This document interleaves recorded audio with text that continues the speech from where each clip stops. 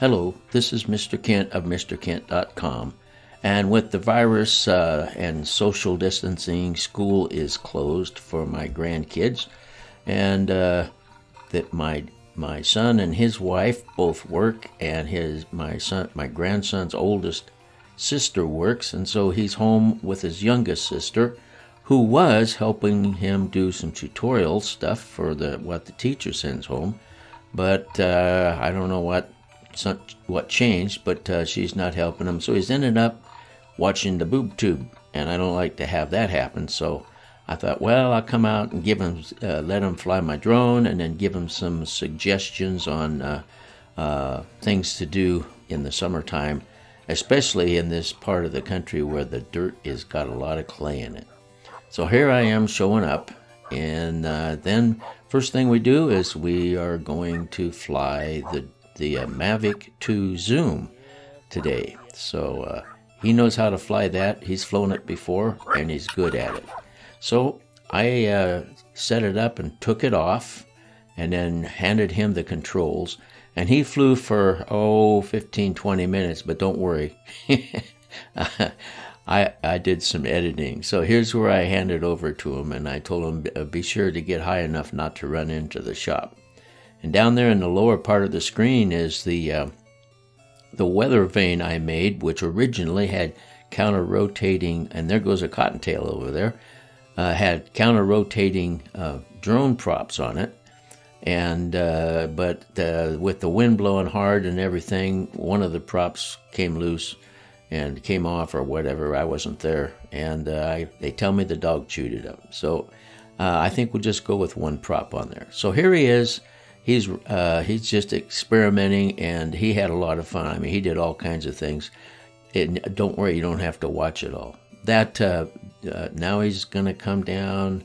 Oh, yeah, he's looking straight at ground. I think he's going to maneuver around so that he can get a selfie of us. And there's the dog down there that was watching the Mavic 2 Zoom take off.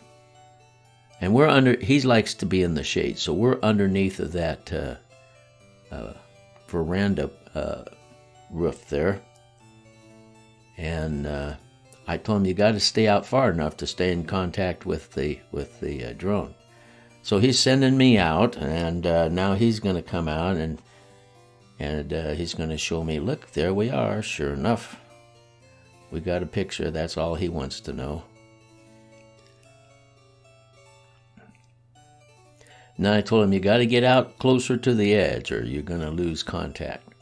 So then he came up and he started explaining to me about how they have to work hard to make these fields grow everything they grow.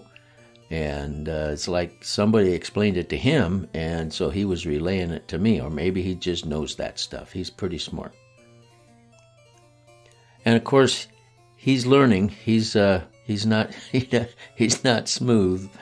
And I don't know if I told you, but one of these days, I still plan on going out to that pinnacle over there, and it's 300 feet off the ground level, and there's nothing on it. But I thought maybe I'd just fly up along the side of it, and just see what it looks like close up. And here is where he decided that he would take it up as high as he could go. And of course, then he was amazed at how you could look out, and he called it the city, but all the houses and everything over there, out there to look at. And he got up to, and it went high enough, and DJI Dora said, you've hit your maximum altitude, and so he asked me about that, and I said, it's 400 feet. And he corrected me. He says, no, we're only at 393. So it was very helpful of him to point things like that out to me. He's a type A personality, and he's a handful, but he's very lovable. Got a real tender heart.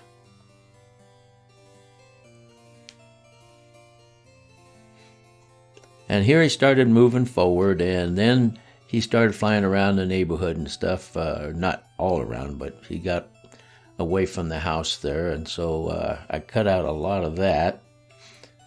And then here he's playing with the zoom.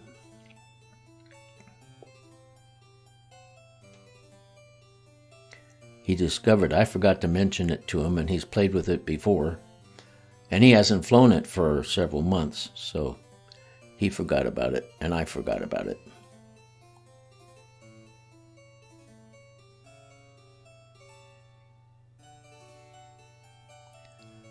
They just moved a month or two ago and have a real nice house. And they moved out of the populated area, the HOA, Homeowners Association. And so here he's wanting me to go out and wave and so he could find me. And then he come running out there, and he's showing me where he found me on the monitor.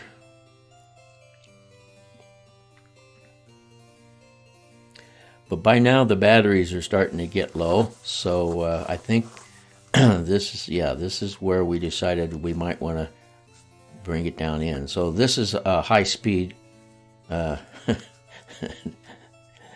he did the landing. He's good. I was amazed at how well he landed it the first time, but there's a lot cut out here and was high speed. But here he's landing.